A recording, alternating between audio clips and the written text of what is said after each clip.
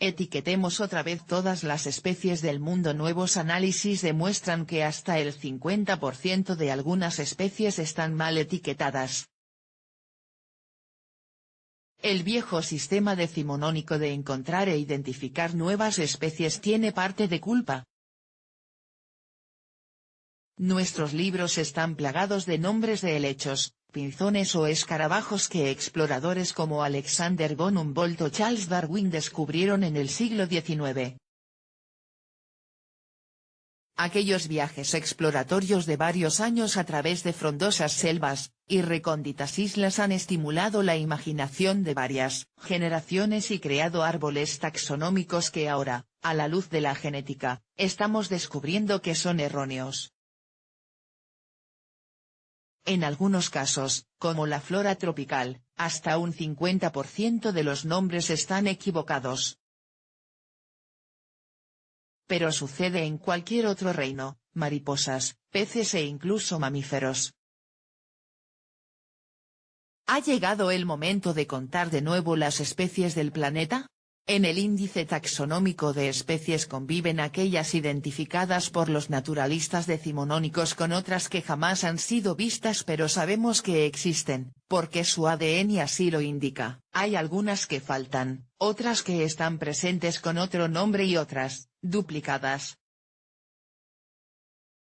Robert Scotland, investigador en botánica sistemática en la Universidad de Oxford, y autor del trabajo publicado en Current Biology que habla del desfase entre especies descubiertas y nombres, cuenta a El Español que se tarda 35 años desde que un espécimen es recolectado hasta que es reconocido como una especie nueva.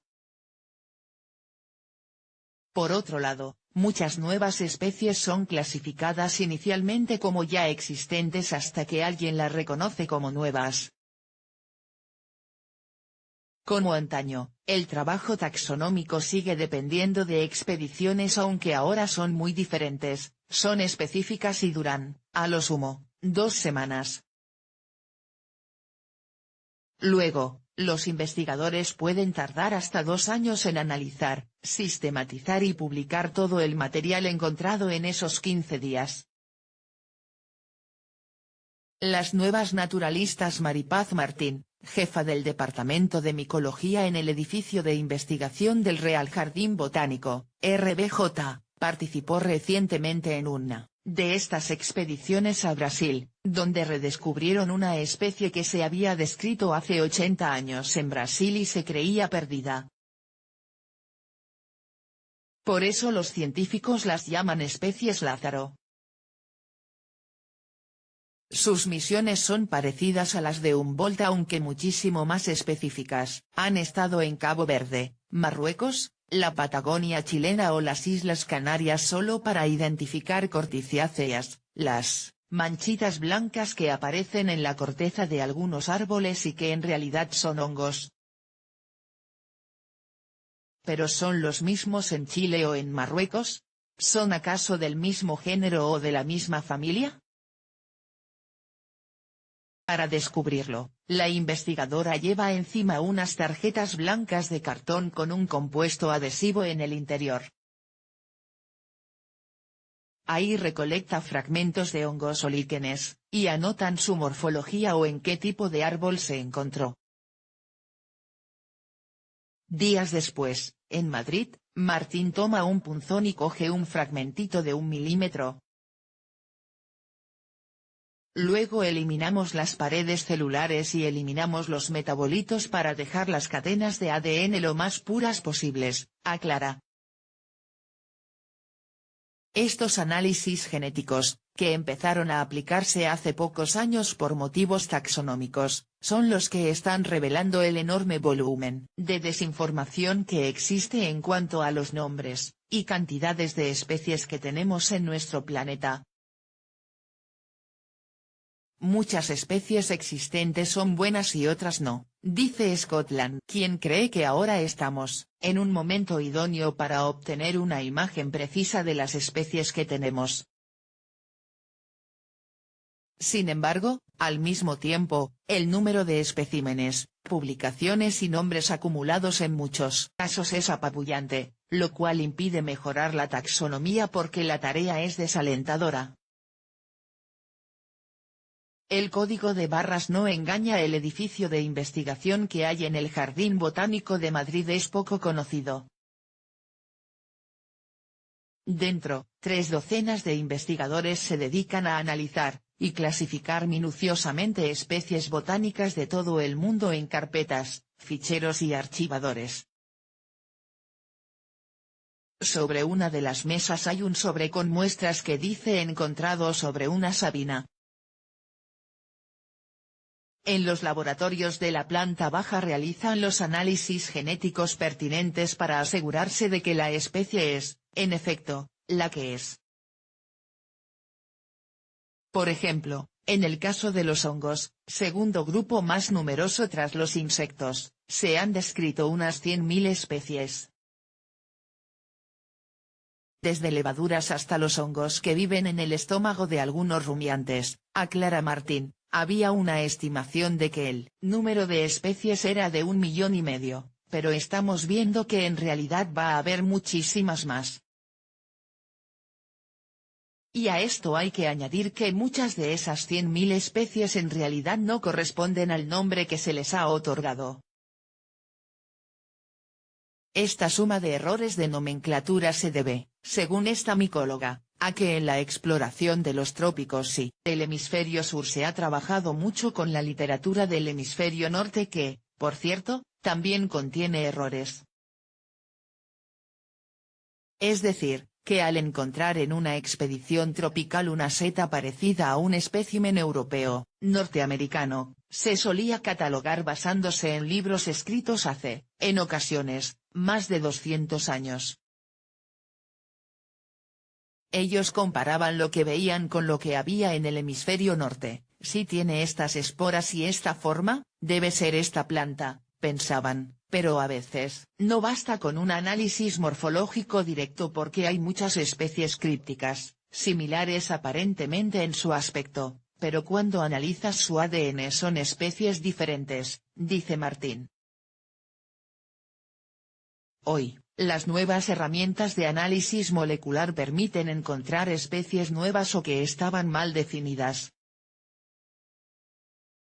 Algunas muy llamativas, como el caso de una sola especie que se daba a nivel global. De amplia distribución, y que ahora resultan ser hasta 14 especies diferentes, dice Martín.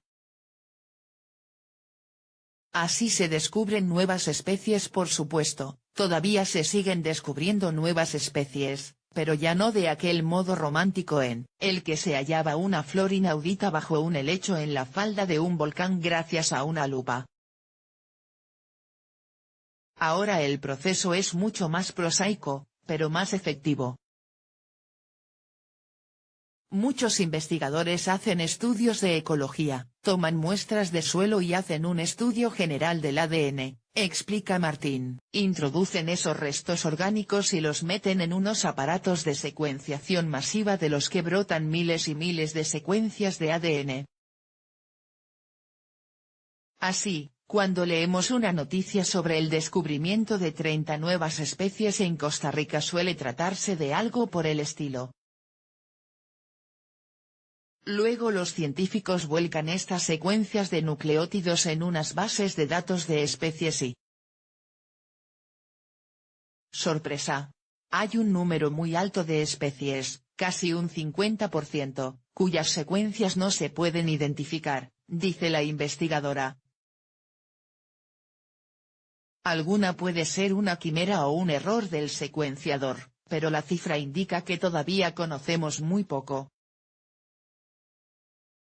Hay un número muy alto de especies, casi un 50%, cuyas secuencias no se pueden identificar. Proyectos como el International Barcode of Life, una base de datos con los códigos de barra de las especies identificadas, donde estos científicos del CSIC y el RJB colaboran corrigiendo, y mejorando las entradas tratan de homogeneizar esta información para obtener un número consolidado de cuántas especies tenemos de verdad en el planeta. Existe un fragmento determinado de las cadenas de ADN que resulta crucial para distinguir entre ellas, es como su código de barras. Para estar seguros, los científicos hacen control más C en esta cadena de entre 700 y 900 nucleótidos y control más V en una ventana del buscador del barcode of life. Segundos después, la aplicación ofrece los resultados con las especies más compatibles. Actualmente, el desfase entre especies y nombres no se limita a insectos, hongos o plantas. Hay identificadas unas 10.000 secuencias genéticas de peces, de las que 2.000 pertenecen a grupos a los que no se puede identificar como una especie conocida. Lo mismo ocurre con las mariposas, e incluso con los mamíferos. Hemos visto que hay 305 secuencias de mamíferos a los que no se puede poner nombre, dice Martín. Puede salir una rata de campo y una cobaya, pero entre ellas hay una secuencia que no puede asignarse a ninguno de los dos especímenes. Siempre puede haber un error en la secuencia, pero, hasta poniéndose en lo peor, sigue habiendo muchas decenas de mamíferos que aún no hemos podido nombrar. Hemos visto que hay 305 secuencias de mamíferos a los que no se puede poner nombre según el botánico de la Universidad de Oxford. Cuesta unas 500 libras, 710 euros, revisar una especie completa. Por el precio de Lionel Messi podríamos revisar todas las plantas tropicales, dice Scotland, que estima el valor del delantero argentino en 142 millones de euros. También, los taxónomos deberían ser ambiciosos para abordar los grupos mayores empleando técnicas moleculares además de la información de los especímenes. Ese es, quizá, el mayor de los problemas. El oficio de taxónomo está cada vez más en peligro de extinción y, aunque tengamos los códigos de barras, los secuenciadores genéticos y los supercomputadores, seguimos necesitando a científicas como Maripaz Martí, y su compañera Teresa Tellería para que traigan muestras biológicas de los confines del mundo. En realidad, el uso de herramientas moleculares les sirve, sobre todo, para hacer sus proyectos más atractivos y conseguir algo de dinero para investigación de las instituciones. Los taxónomos, que nos dedicamos a estudiar, recolectar, describir y comparar si las especies los son o no, cada vez somos menos, confiesa esta Humboldt del siglo XXI. Hay demanda, pero no llega dinero para proyectos de taxonomía pura y dura.